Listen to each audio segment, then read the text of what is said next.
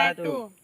Kami dari AHS semester 1, saya Tuan Kutamusai akan menampilkan video pembahasan tentang fungsi dan kedudukan bahasa Indonesia. Di sini saya akan menjelaskan tentang kedudukan bahasa Indonesia.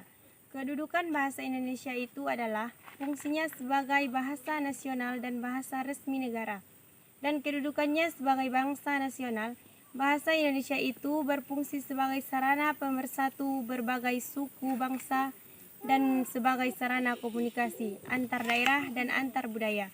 Jadi, kedudukan bahasa Indonesia itu berfungsi menjadi dua bagian. Yang pertama, sebagai bahasa daerah dan adapun yang kedua, sebagai bahasa nasional. Baiklah, saya akan menjelaskan bahasa daerah. Fungsi kedudukan bahasa Indonesia adalah sebagai bahasa negara. Bahasa negara itu adalah sebagai bahasa resmi kenegaraan, bahasa pengantar pendidikan, alat penghubung tingkat nasional, dan alat pengembang kebudayaan, ilmu pengetahuan, dan teknologi. Saya akan menjelaskan fungsi kedudukan bahasa sebagai bahasa nasional. Fungsinya, yang pertama, sebagai lambang kebanggaan kebangsaan. Yang kedua, sebagai lambang identitas nasional. Yang ketiga, sebagai alat penghubung antar warga, antar daerah, dan antar budaya. Maksudnya, sebagai alat pemersatu suku dan budaya dan bahasa Nusantara.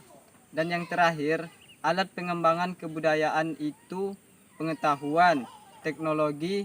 Maksudnya, bahasa Indonesia itu digunakan untuk alat mempromosikan, mengembangkan budaya-budaya di Indonesia, dan inteknya digunakan dalam hal-hal penelitian. Inilah hasil video bahasa Indonesia kami. Jika terdapat kesalahan dan kekurangan, kami mohon maaf. Wassalamualaikum warahmatullahi wabarakatuh.